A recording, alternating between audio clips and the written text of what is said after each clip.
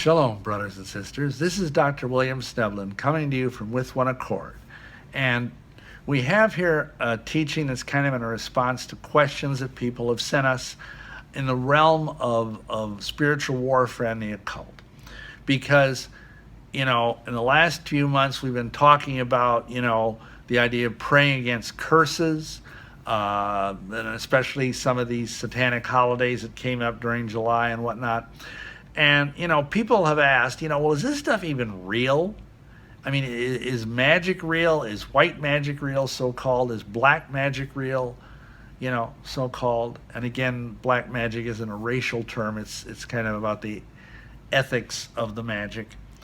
And, I want to just explain to people that from my background, okay, I spent 16 years as a witch and 9 years as a witch high priest, and 5 or 6 years as a Satanist, and a couple of years as a satanic priest, and of course all those times I was also a medium.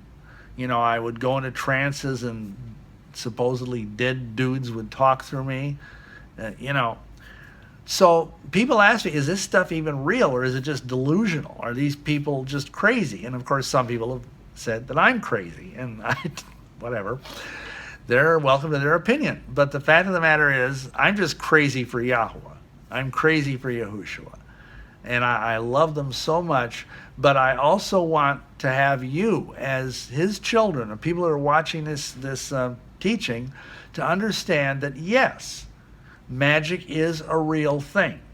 The only difference is between what I'm saying and what the New Agers and the witches and the occultists and even, maybe even some Satanists are saying, is what is the source of the magic. Because most witches and psychics and New Agers believe this is just something that comes from within them.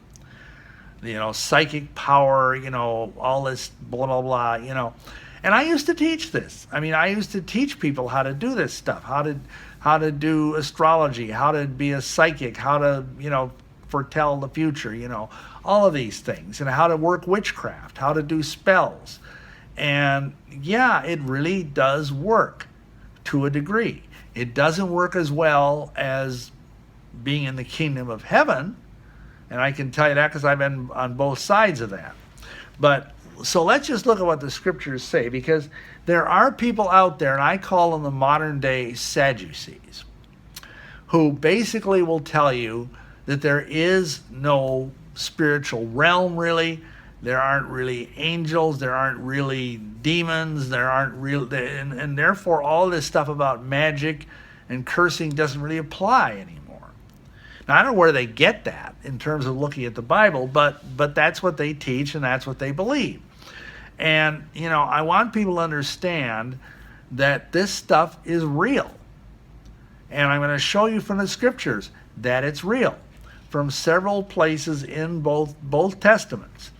So, and the reason why I want people to understand this is when you hear, okay, people are cursing, sending curses out in the direction of such and such a thing, or you yourself perhaps, all you have to do, if you could see the literally dozens of emails we get every week from people who are being cursed by witches, by Satanists, by Freemasons, whatever. And understand one other thing here. I don't want to get too far off on a rabbit trail, but this is an important thing to bear in mind. There's what we call, and it's not a term we came up with, I think actually Derek Prince came up with it, the idea of soulish prayers. When someone is like a Catholic or a Mormon or some other unsaved cult type group, and they're praying for you, they're praying for you to see the light, whatever. That's a kind of curse. Even though those people aren't sitting there, as it were, sticking pins into a doll and wishing you ill, it is still, they are cursing you. Because if they're praying, for example, I would return to the Catholic Church, Yahweh forbid, but that's just an example, or return to the Mormon Church, whatever it might be. If they're doing that, that's a kind of curse, even though the people are probably nice people. and they believe what they're doing is right. But this is religious or soulish prayers, and you need to pray against those too, because those do also have an effect. Because they think they're praying to the Almighty, but they're not. They're praying to the false Elohim of Catholicism, or the false El of Mormonism, or whatever it might be. So with that in mind, let's look at what the scriptures say about the idea of curses and magic being real. Of course, the first example, and I think the most telling example, we find in the book of Exodus. And I think we all know the story when Moses comes before Pharaoh, and he says, "Let my people go." And Pharaoh basically laughs at him. And so Moses has Aaron throw down the staff, and let's see what it says in the Torah. And Moshe and Aaron went into Pharaoh, and they did as Yahweh had commanded. And Aaron cast down his rod before Pharaoh and before his servants, and it became a serpent. Then Pharaoh also called the wise men and the sorcerers, now the magicians of Egypt. They also did in like manner with their enchantments. Now the word there, enchantments, literally means they were doing magic. This isn't like, David Copperfield pulling a rabbit out of a hat. These were some sort of magical wands that they threw down on the floor of Pharaoh's throne room, and they turned into a snake. That's not prestidigitation. That's real occult power. And this happens several other times throughout this narrative of the plagues.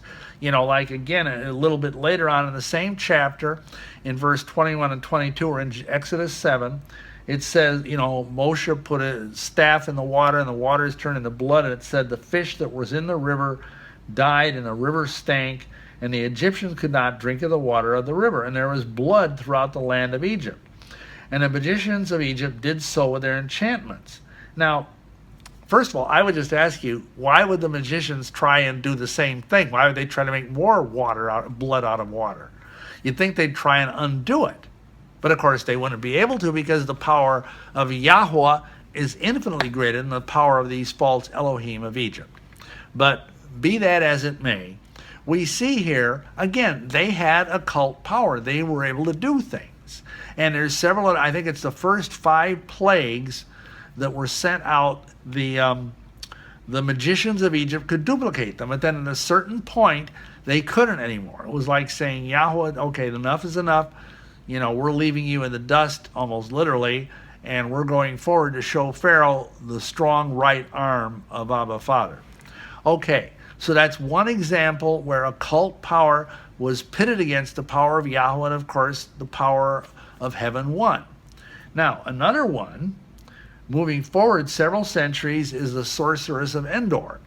And this is in 1 Samuel 28. And again, this is a fairly well-known story. But we see here in verse 11, Saul, as it says earlier in the chapter, that Saul basically sought Yahweh through the Urim and the Thummim and got no answer because he was in such deep sin. So he went to a witch. He went to a psychic, you could say. Today we'd probably call this person a medium or a trance channeler. But she was a sorceress. That's the Hebrew word, the word in the Bible for it. And so he comes in and says, I need you to bring up somebody. And so in verse 11, then said the woman, whom shall I bring up unto thee? And he said, Saul, bring up Samuel. When the woman saw Samuel, she cried out with a loud voice. And the woman spake to Saul and said, why hast thou deceived me? For thou art Saul. And the king, because earlier the king had issued an edict that all women and men like this that were doing sorcery would be killed. And he says, be not afraid, for what sawest thou? And the woman said unto Saul, I saw Elohim, gods, ascending out of the earth. And he said unto her, what form is he of? And she said, an old man cometh up, and he is covered with a mantle. And Saul perceived it was Samuel, and he stooped with his face to the ground and bowed himself. Okay, now here's what we're seeing. We are seeing some sort of a supernatural manifestation. Now, different Bible teachers will say different things about this. Some people say, oh, it was It was actually Samuel who came up, but that would seem to be against the idea that Yahweh forbids us to talk with the dead. Other people say it was a familiar spirit that came up and looked like Samuel. Because notice what it says here. It says, she said, when Saul says, what does he look like? She says, an old man cometh up and he's covered with a mantle. Well, yeah, any prophet, because Samuel was a prophet and a seer and a judge. Yeah, he'd be an old guy and he'd have a mantle on, a talit, we would call it. And, so that wasn't really like, wow, she's really nailing it here. Mediums will do this a lot. They will like say something that sounds vague, and if the person says, oh yeah, that's my Uncle Fred, then they'll go with it. So it could be this whole thing was a fraud, but whatever it was, there was something that Saul could see. There was some kind of manifestation from the spirit world.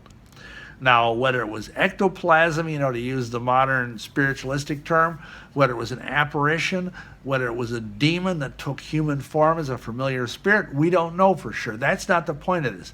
The point is, this woman had real occult power. She was able to bring forth some kind of a spiritual manifestation that was genuine enough to drive Saul to his knees. And no, there's no evidence that she gave him like any kind of a drink with magic mushrooms in it or something like that.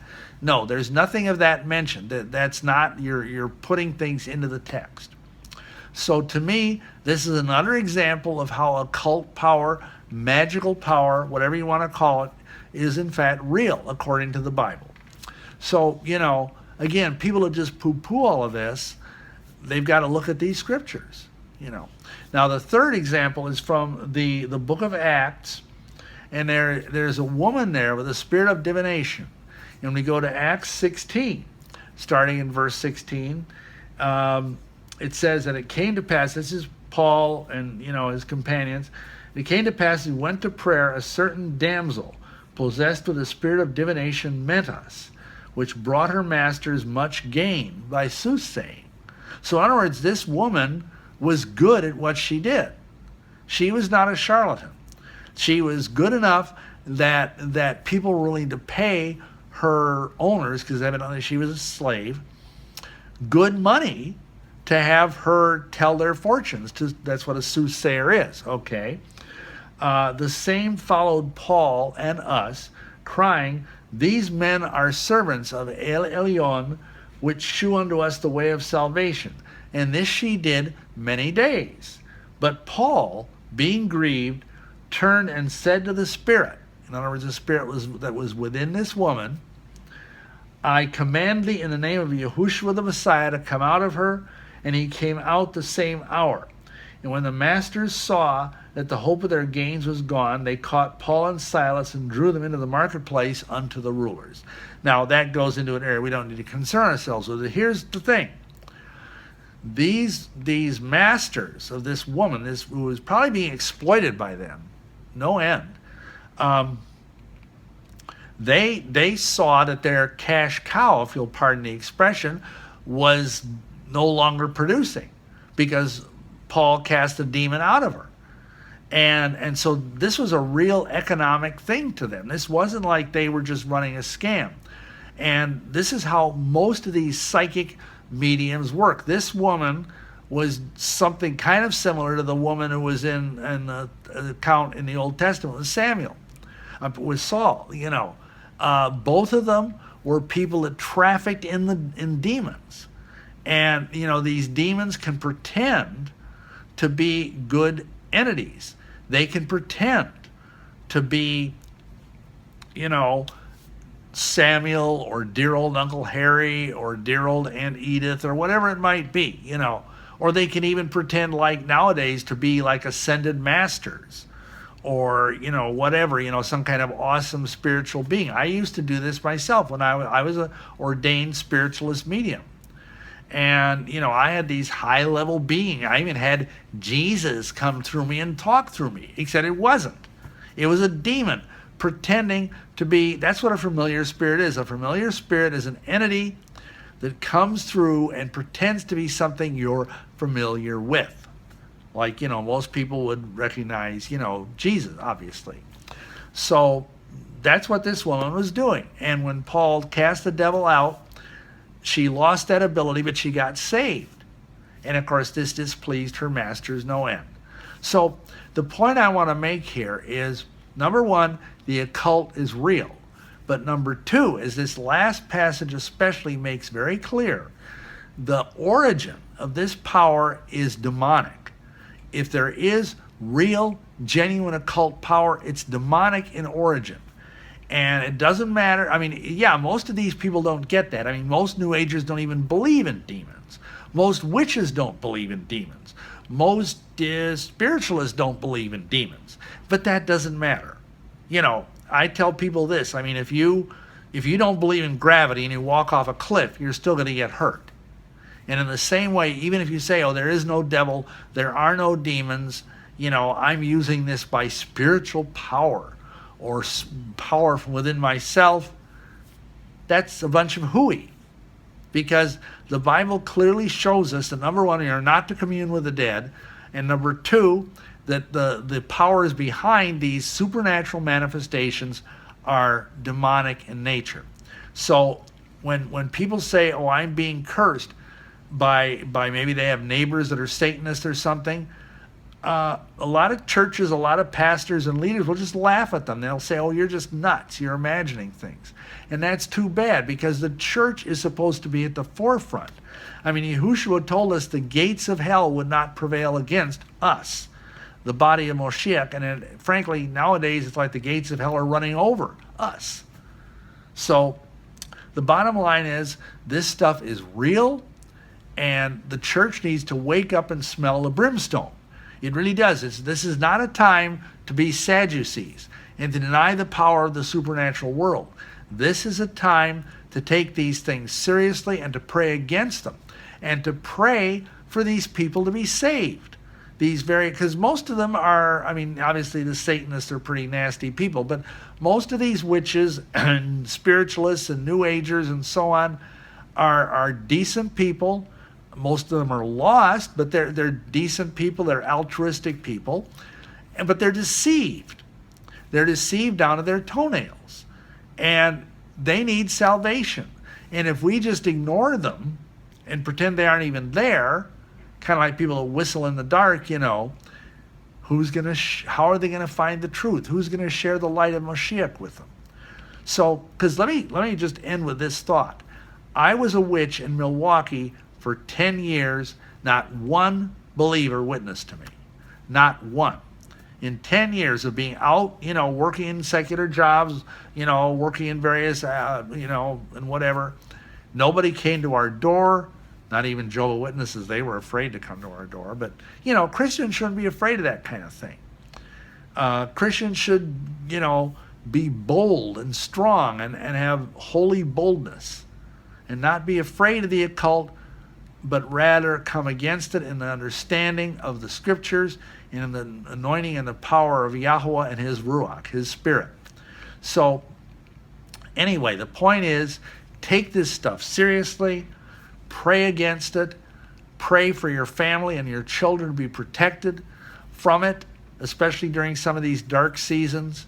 And this is important. And anybody that says there is no magic or there is no occult, I mean, they're fools. They don't know their scriptures, they don't know the Bible, and they don't know the spiritual world at all. And unfortunately, because of that, we've allowed, for the most part, the whole spiritual realm to be overrun by the other side. But we're taking it back. We're taking it back by the power of the cross and the blood of Messiah, and we need your help with this. So, remember, you're part of the army of Yahweh. And it's an army that travels on its knees. Hallelujah.